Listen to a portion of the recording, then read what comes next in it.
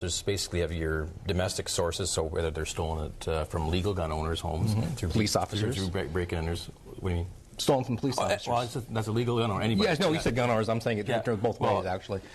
Sure, he's a registered gun owner. No, from police stations. It's right. Okay. RCMP lose guns. The Army loses guns. It happens. It does happen, rarely, but it does happen. Yeah. But in any event, that's your sort of your domestic sort of source, and then you have the the guns that are smuggled in from the U.S. That's who's getting who. We're at the longest border going, and it's just take a look at the Windsor border and look at the trucks coming through, and not saying that they're all coming through in truckers, but you know what I mean. It's just we only search something like 3% of our incoming freight is only actually searched. It's incredible. And there's other sources as well internationally, but yeah, there's tons of ways to get a gun in here. I mean, they're so small. It's not like it's they're so easily concealed. And it's also a high dollar item. It's the small package is a lot of profit for the gun runners. Absolutely. Yeah, and that depends on where you are too. Like the price for a gun on the street in Windsor, an illegal gun on the street in Windsor varies drastically from what the price of that same gun would fetch here in the GTA. How does someone buy a gun? Legally or illegally? No, both. I mean, it just intrigues me to think as a citizen that you may be walking down the street and think there's nothing going on. Where do you go? How do people find out where to get an illegal gun? Illegal guns are found generally by people asking friends. And the problem with that is that it's a bit like buying illegal drugs. They're for sale in bars, they're for sale in other locations. Occasionally people will introduce people to buy guns.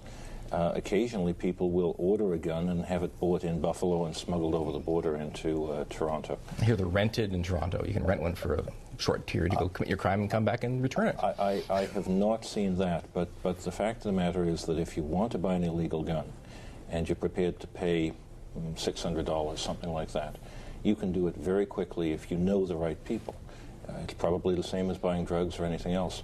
So bad people do get a hold of guns. Part of the problem sometimes is that the guns get stolen, as you've said, from legal users. Well, and what if somebody that's a crime. Of course it is. Criminals committing crimes. It's astonishing. But if it's you're also illegal to buy an illegal gun. Right. But if you're a registered gun user, licensed gun user, and you hit some hard times, or you have a teenager in the house and you're away, and somebody says, got a gun, and it leaves well, that breaks into storage requirements, so your teenager can't access your firearms legally. What are the storage requirements?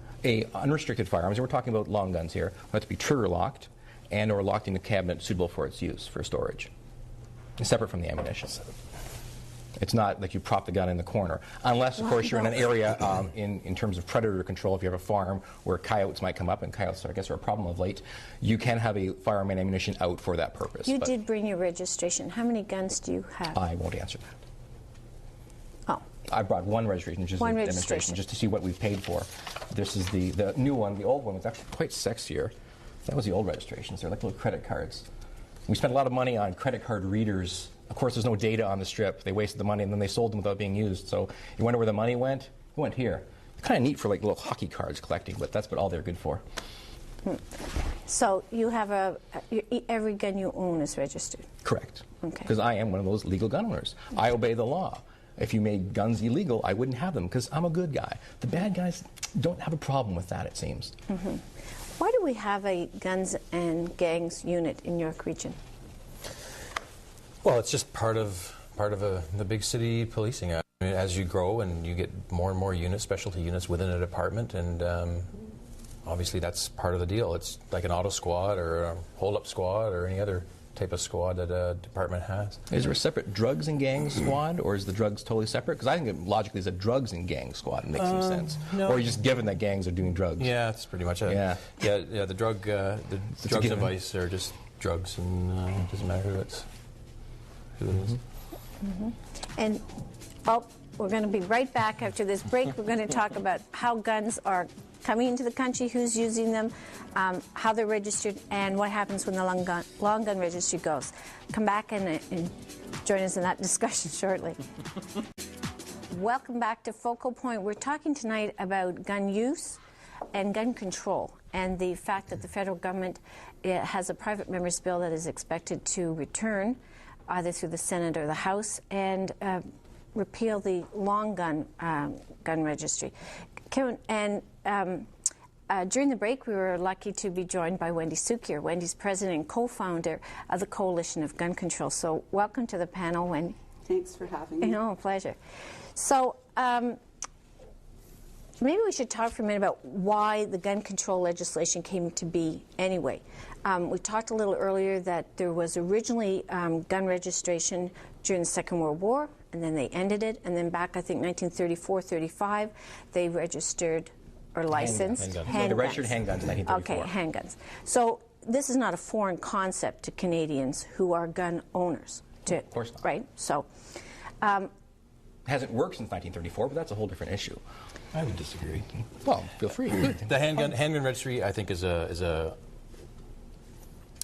awesome tool, and it has worked. How? And it's how?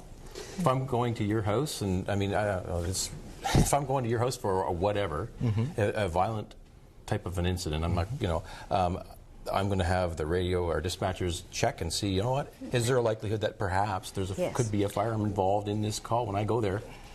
Well, considering the fact that licensed gun owners are half as likely to commit murders than regular Canadians, I find that a little suspicious. And if you were to trust the registry with your life to walk into an unknown situation, that's a little naive. Well, I'm trying to eliminate the unknown factor by trying to hedge my bet, and I'll take that chance. If I have the opportunity to narrow that and take a chance on... You're going to take a chance? No, I'm trying to eliminate any. But you won't take your vest. You won't take your vest off. Can we also back up for a moment, because I think it is important to recognize that, of course, the registry is an important tool for police, and they often use it to remove guns. They've also used They've also used the Long Gun Registry actually as part of the evidentiary trail that allowed police to convict two men as accessories to the murders of the RCMP officers in Mayerthorpe. Big Brother sting that did that. But the reason they got the search warrant and the authority to do the surveillance was because a registered long gun was left at the scene. But apart from that, stolen by the people, and they discussed it with them, and then they actually share think it to a person said, "Wow, to their boss John, gave up." I think we should be able to hear this. Yeah, perhaps. Very nice in the sandbox. Oh, well, was nice. In terms of the controls over handguns, I think the strongest argument is if you look at what is the situation south of the border. In the United States, where there's very little effective legislation and where it's state rather than federal, you have almost as many guns as people, and 2/3 of them are handguns. Last year in the United States, there were over 10,000 gun murders. In contrast, in Canada, we had under 200. And where did they occur? And I think what's really important, and this is true on a global basis, that where you have more readily available firearms, you have higher rates of gun death and injury. No, you don't. And in countries where you have stronger controls, you have lower rates of death and injury. And Canada versus the United States is the best example, I think, and this of train the of overall thought was actually effectiveness. started by you, Detective. You did say that the handgun registry is useful, and I'd like to go back for a moment to talk about how the police would use it. And it seems to make sense, particularly if you're going into a potentially domestic violence situation, which are often dangerous to police, to be able to know in advance what you might be walking into if there's potential for a gun to be there. How else were you saying it's useful? Well, I mean, that's just... That's the handgun registry you're speaking of. Yeah. Well, it's the registry period. Well, no, there's a difference in the handgun and long gun registry that's vastly...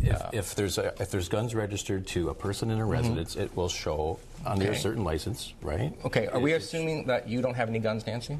I don't have any guns. Okay. guns. Can my guns be at her house? Depends what they are. Can my non-restricted, which we're talking about C-391, can my long guns, non-restricteds, be at Nancy's house? Yes. Legally?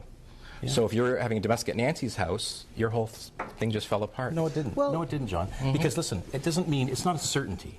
No. Nothing's a certainty. But if I'm going to your house for a domestic, and you got handguns registered to you, or any gun in the registry, because I'll go your road and just say any gun registered.